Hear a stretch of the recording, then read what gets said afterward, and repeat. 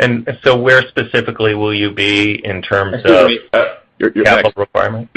Next. Boring bonehead questions are not cool. Next.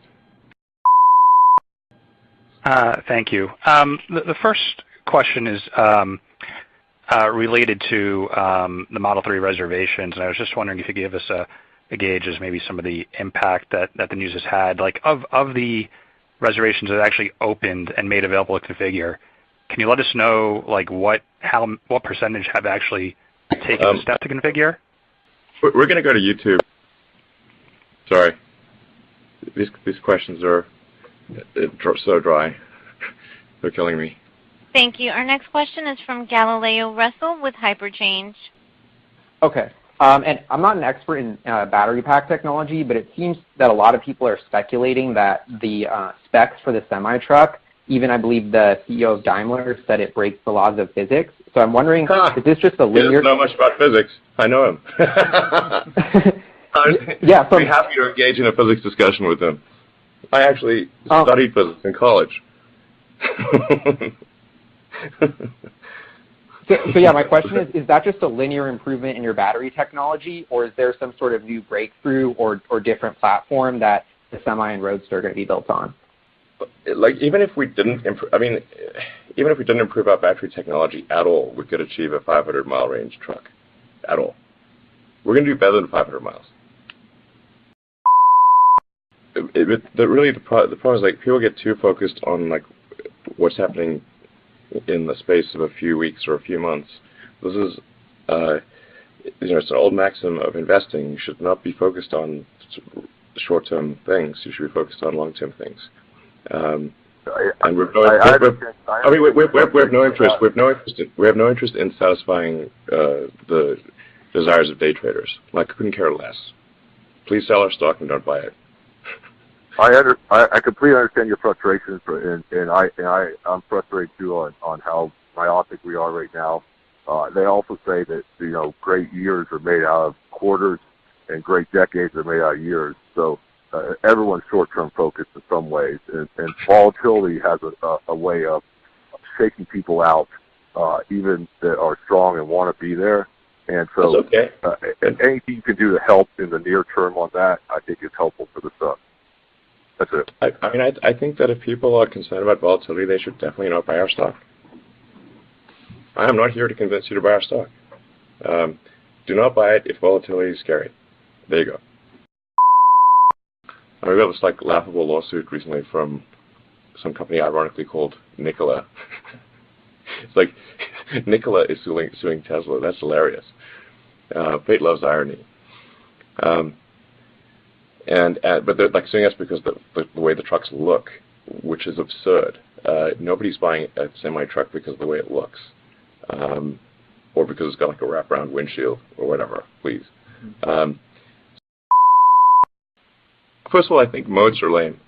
I mean, they're like nice in sort of quaint, vestigial way. But like if your only defense against like invading armies is a moat, you will not last long. What matters is the pace of innovation. That is the fundamental determinant of competitiveness. And for any given company, if the rate of innovation, let's say like competitors, maybe they come out with something new every 6 years. We're maybe every 2 to 3 years. So if our rate of innovation is, let's say, twice that of any given competitor, then it is simply, and this is true of generally of companies in any industry. Whichever company has the highest rate of innovation, unless that company is actively killed by its competitors in some way that's nefarious, or shoots itself in the foot, it will at some point exceed those competitors. Like this was obvious that this would occur with Amazon and Walmart, because Walmart's rate of innovation was negligible, and Amazon's was very high. The outcome was obvious a long time ago. I was wondering, with Waymo's plans to launch an autonomous taxi service in limited markets this year, if you could give us an update on the Tesla network and any details surrounding the launch date or geographic rollout. Thanks. Sure. So, I mean, thank you for an interesting question. the long-term goal, where things are obviously evolving towards is a shared electric autonomy model. So in order for this to obviously, for the whole sort of system to work, you need all the pieces in place. You need to have full autonomy, level 4 or 5, what do you want to call it? And obviously a lot of cars on the road, and then build the software infrastructure behind that to enable shared autonomy, so to enable people to share their cars and be able to offer their cars as effectively kind of a robo-Lyft or robo-Uber. It's sort of like a combination of, like, I guess, Uber, Lyft, and Airbnb type of thing, where you can own your car and have 100% usage of autonomous electric car. You can say it's available generally to anyone who wants to use it when you're not using it. You can recall it at will. You can restrict usage to only friends and family or only users who are 5-star.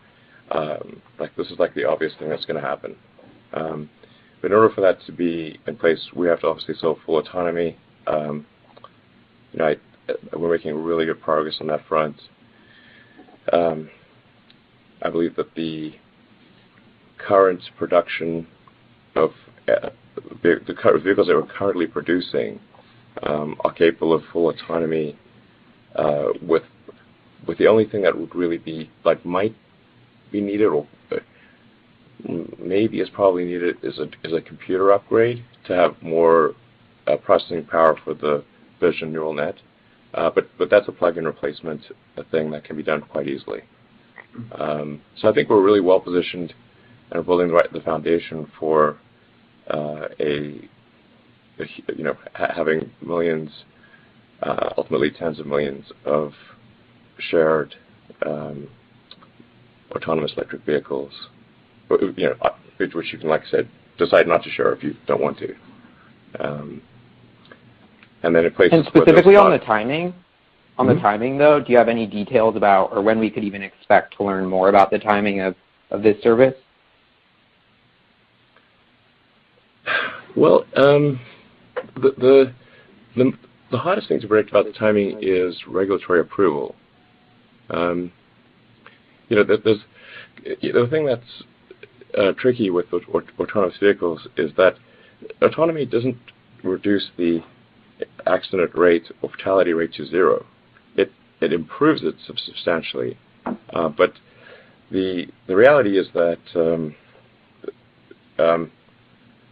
even though we think autonomy, even current autonomy reduces the probability of a death by 50%, which would be incredible, because it's like if applied broadly, there's over 1 million, I think 1.2 million automotive deaths per year. And how many do you read about?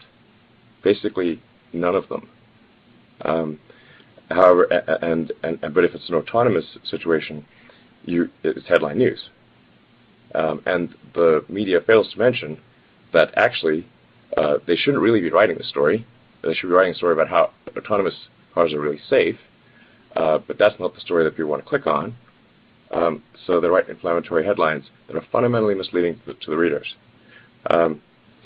It's really outrageous. So, and this would be true even if electric cars were, if autonomous cars were 10 times safer, so that instead of 1 million deaths, you had 100,000 deaths. There's still going to be, people who will still sue and say, hey, you're responsible for the death here. And it's like, well, the 90% of people who didn't die are not suing. They're still alive. They just don't know it.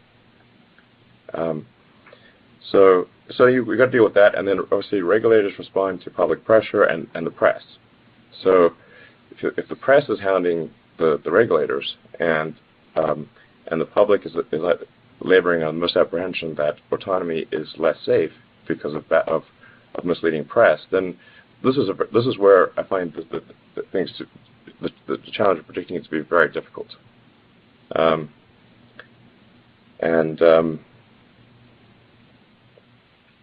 yeah, it's really incredibly irresponsible of any journalist with integrity to write an article that would lead people to believe that Tesla autonomy is less safe, because people might actually turn it off and then die. So anyway, I'm really upset by this. Yeah, really interesting answer. Thank you. But I can also say from a technical standpoint, I think we'll probably be ready by the end of next year. Awesome. And then one more quick thing on production capacity and speed of the Fremont line, because this is something you mentioned a lot, it seems. And in the last quarterly conference call, you mentioned the max capacity was 700,000 cars for Fremont, or somewhere around there, and that was S, X, and 3. And so we recently got a report from Reuters saying that Model Y production would start in November 2019 at Fremont. And so I'm just kind of curious, with the Semi and the Model Y launching next year, like, where are you actually planning on assembling these vehicles? The Reuters report is based on nothing. Like, I don't know where that came from. We will not be starting production of the Model Y at the end of next year. I would say it's probably closer to 24 months from now. So 2020 is a more likely prospect for Model Y. Early 2020. And the production location for Model Y has not been decided. We're really crowded here at Fremont. I don't know where we put the Model Y production. So it's difficult to imagine that. We just could not fit the Model Y production at Fremont. We're jammed to the gills here. So one thing I know for sure is not here.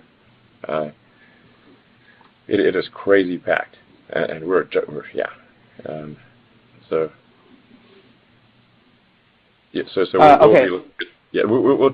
figure out what the optimal location is for Model Y production, but it's not here.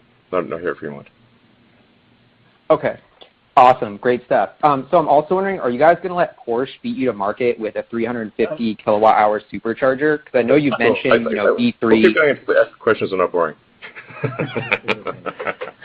Yeah, I can keep going. So yeah, it's cool. Yeah, so the 350 kilowatt.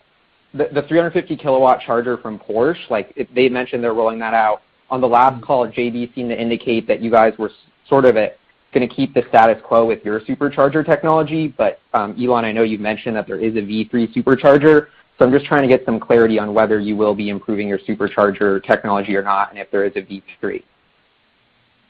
Oh, we're definitely going to be improving our supercharged technology. The thing about a 350 kilowatt charger is it doesn't actually make a ton of sense unless you've got a monster battery pack or have a crazy high C rate, in which case your energy density is going to be poor. So it's kind of cockamamie. We think maybe 200 on a per car. Also, I don't know if they meant 350 kilowatts for a single car. That's really pretty.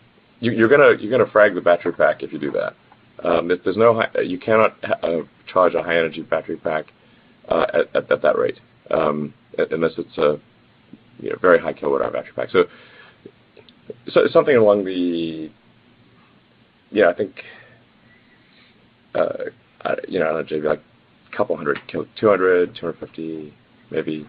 Yeah, I mean that's definitely sort of power level that we've discussed and explored, and some of it also comes down to an optimization around utility versus cost and trade-offs in the car itself. You kind of hinted at that, Elon, but there is a trade-off fundamentally between charge speed and essentially range or cost of battery. Yeah. And we look at that pretty carefully. We understand the trade-off, and we could design cells in a pack that could charge at faster than 300, 400 kilowatts, but it's not a very useful trade-off to the customer. Most people don't understand the difference between energy and power, even, really. Yeah. Energy, energy is essentially amounts to range, and then power is kind of like your peak acceleration, basically. The rate at which you consume energy. So, really, it's more important to have. It's more important to have long range than it is to have a super fast charge time. And you can sort of think about this in the devices that you use. Like, would you rather have a cell phone that lasted 2 hours, but it could charge in 5 minutes or 10 minutes, let's say, but it only lasted 2 hours. Or you'd like a cell phone that lasts 2 days, and maybe it takes an hour to charge. Thank you. Our next. Yeah, but